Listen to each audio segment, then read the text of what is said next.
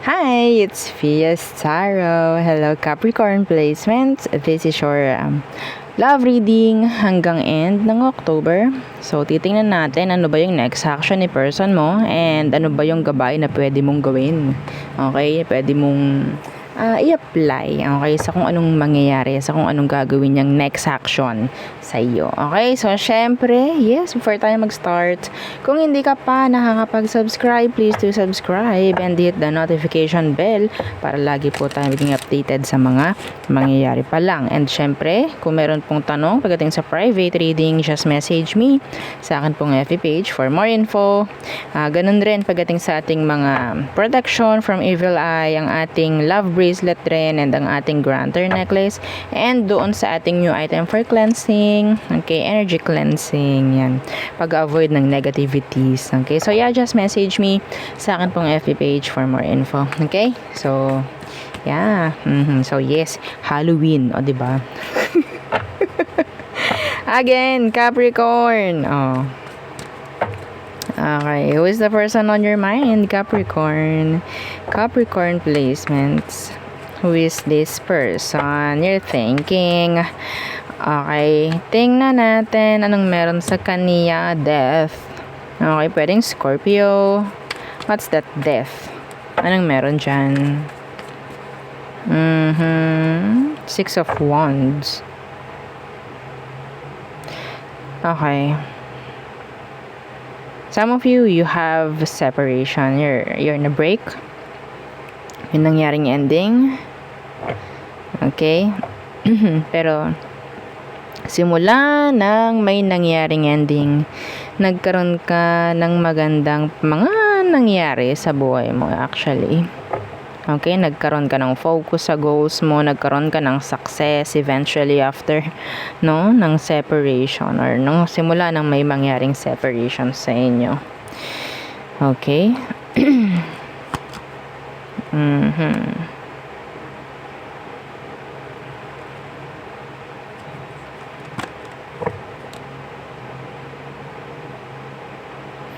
Okay, some of you, itong taong to kahit na mayroon ng ending na nangyayari, andun pa rin yung sabihin nating pull ng energy coming from them. Hindi yun para sa lahat. Okay, there's this always attraction.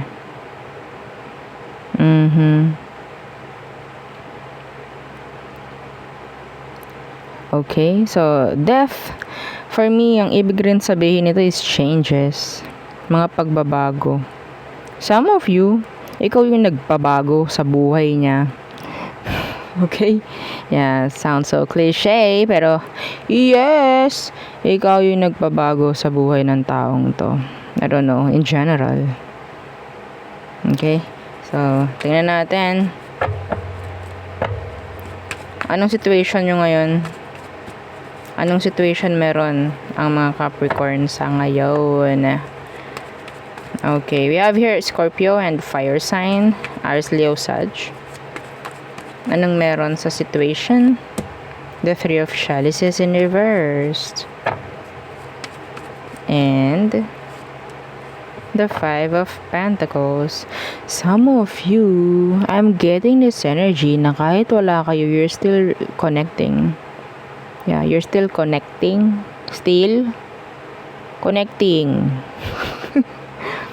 Yeah, I don't know. It's like hindi nyo kayang mapalayo sa isa't isa like that. There's no offer na nangyayari. Pero yeah, the door is open for the both of you. The Six of Chalices is here. This is an energy of a past person. Somebody wants to reconnect, if ever. Kung wala pa nangyaring reconnection. Somebody wants to see you. Somebody wants to be near you. Okay? Pero hindi nangyayari yung reconciliation. I don't know why. Okay, let's see. Anong meron? Bakit hindi nangyayari yung reconciliation? Anong dahilan?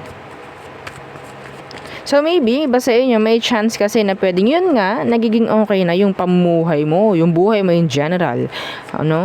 Simula nang maghiwalay kayo ng taong to, nagkaroon ng goal, nagkaroon ng direction yung buhay mo. Okay? So, the Hanged Man. So, this is like waiting. Okay? Waiting in what? Waiting in vain. Waiting maybe for sabihin nating right timing. That is why they're not taking action sa ngayon. Yeah, the Four of Swords, the Hermit. Okay? If ever naman na kayo ay magkasama kahit walang relasyon, parang nakikigo with the flow lang itong taong to eh. Or sa situations, like, okay, you're open, okay. So, nandito ako, kahit wala tayong label or what. Basta't nandito tayo sa isa't isa, nandito tayo, nakikita natin yung isa't isa, nagkakausap tayo, mga ganyan, then that's okay. That will be fine. Parang ganun, no? Okay?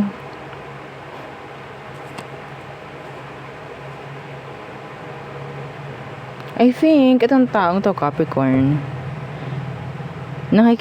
nakikisama lang to, or sabihin natin nakikisabay lang sa kung anong gusto mo eh. Okay? Kung anong tugtog mo siyang sayaw niya. Parang ganun. Let's see. What is their emotion for you? So, kung hindi siya nag-reach out, naghihintay ito ng something. I don't know kung anong hinihintay niya. Pasko. Okay. Naghihintay. May hinihintay siya. So, siguro, kung may mga issue, ayun yung hinihintay niya, parang hindi na gano'n na kainit, no? So, parang pinapalamig niya yung sitwasyon like that. Okay, or something like may hinihintay lang talagang magandang oportunidad tong taong to para mag-reach out, bago mag-reach out. Okay, so what is their emotion towards you, Capricorn? Days of Wands. They want to have a new beginning talaga. Some of them, they're attracted. Okay, physically. Okay, they want to have a new beginning with you. The Ace of Wands. The Nine of Wands, universe. They're open. This person is open. Okay? Some of them, parang sila mismo yung sumasabotahe ng mga kagustuhan nila na maging okay kayo. Sila mismo. Yung parang sumusuko sa sitwasyon. Kung hindi sila nagre-reach out. Okay? Yeah, Seven of Chalices, the King of Chalices. There's a lot of drama here, a lot of problems, or maybe a lot of issue. Somebody is open. Somebody is, sabihin nating, I don't know kung sino sa inyo yung may energy kasi ng someone who is already may iba na. Okay? Or may iba talaga. Okay? So, kaya parang nakikisama na lang tong isang to. Okay lang kahit wala tayong label, basta nakikita kita. Like that. Okay? Parang hindi nila kaya na mabuhay nang wala ka. Okay? Mga ganong energy. Capricorn. Okay? This person always wants to have sex with you. Sa totoo lang. Physically attracted sa'yo. Gusto palagi malapit sa'yo. Physical contact. Like that. Kulang na lang dito is obsession. The devil. Okay? Iba kasi sa inyo, nakukuha ko kaya siya parang walang kakayanan na gumawa ng action kasi some of you, you're in a connection na. Some of you, meron ng kakonect. Meron ng karelasyon. Okay? Pwedeng sa'yo, pwedeng siya. Yung ganun. Okay? So, yeah. So, hindi lahat po is, if-fit nyo sa istorya nyo dahil hindi naman ito yung istorya nyo talaga. Okay, this is just energies. So, kunin nyo lang kung anong makaka-resonate, and yung mga hindi makaka-resonate, gawin yung gabay ito. Okay? Let's see. What is their next action? So, ito na. Anong next action ng taong to towards you, Capricorn? The Queen of Chalices in reversed. And the Seven of Wands. They will block their emotion. Hindi sila magiging available emotionally. Okay? Pero they feel a strong connection with you. They felt it. The Four of Wands. Somebody talaga meron ng kakonek yung iba. Okay, kaya ganito. Hindi nila hahayaan. Yeah, they will set healthy boundaries. Okay? Dito, sa sitwasyong ito. Alam nila naman talaga na masasaktan eh. Masasaktan sila. Yeah. Oh, bigla ako naawa dito sa energy ng person mo, Capricorn. If ever nga na ikaw yung may someone else, Capricorn. Sila yung parang nagsasuffer. Makasama ka lang. Oh, this is sad. This is sad. This person likes you though. Pero yeah, they're suffering the situation. Yeah. Okay.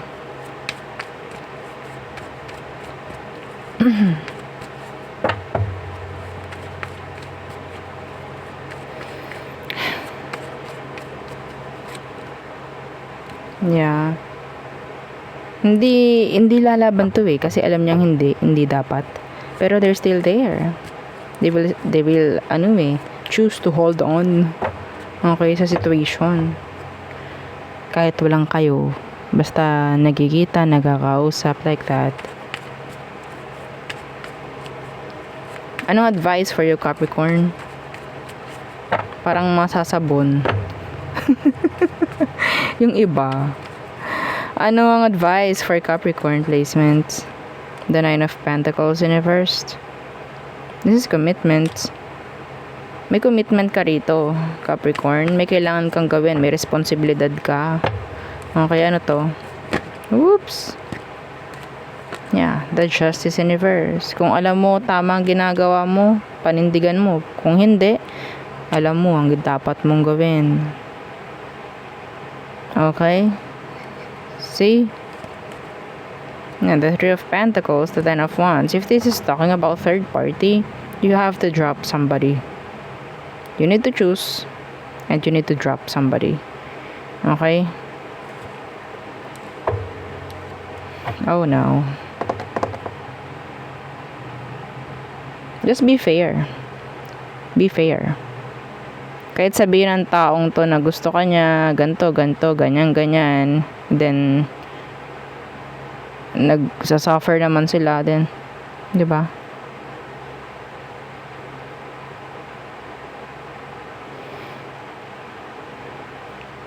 Ito Capricorn.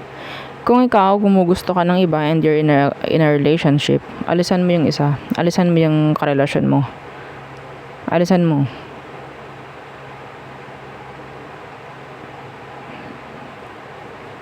Okay?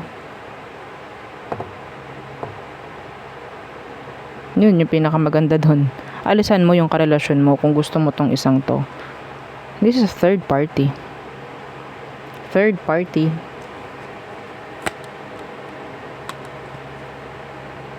Okay? Just be fair. Maging fair ka sa sarili mo, maging fair ka sa ibang tao. Yeah, okay?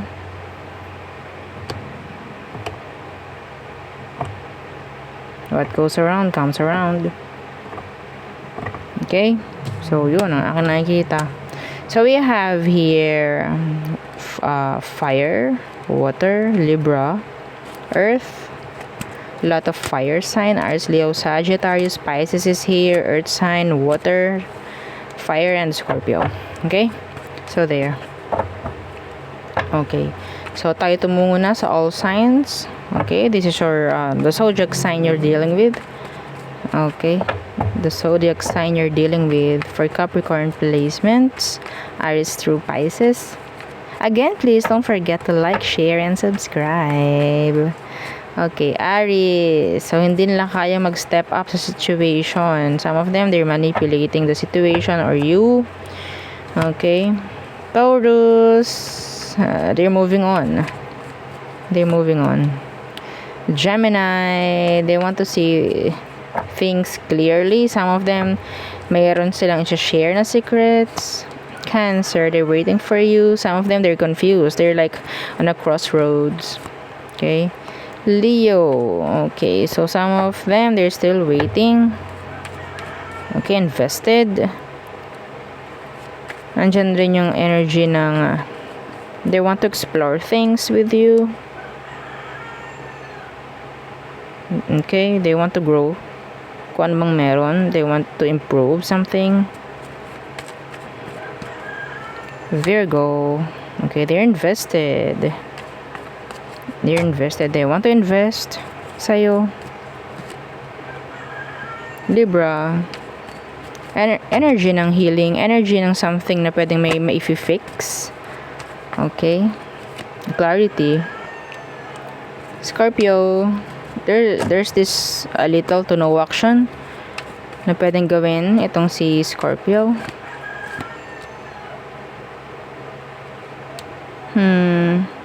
Sagittarius, they're walking away, they're leaving their emotions behind.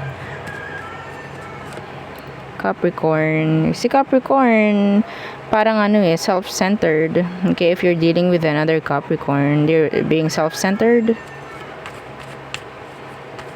irresponsible. Aquarius, there's this lies, secrets, unclear kung ano man to. Okay, confusion. So Pisces, si Pisces, they are attracted, physically attracted sa'yo.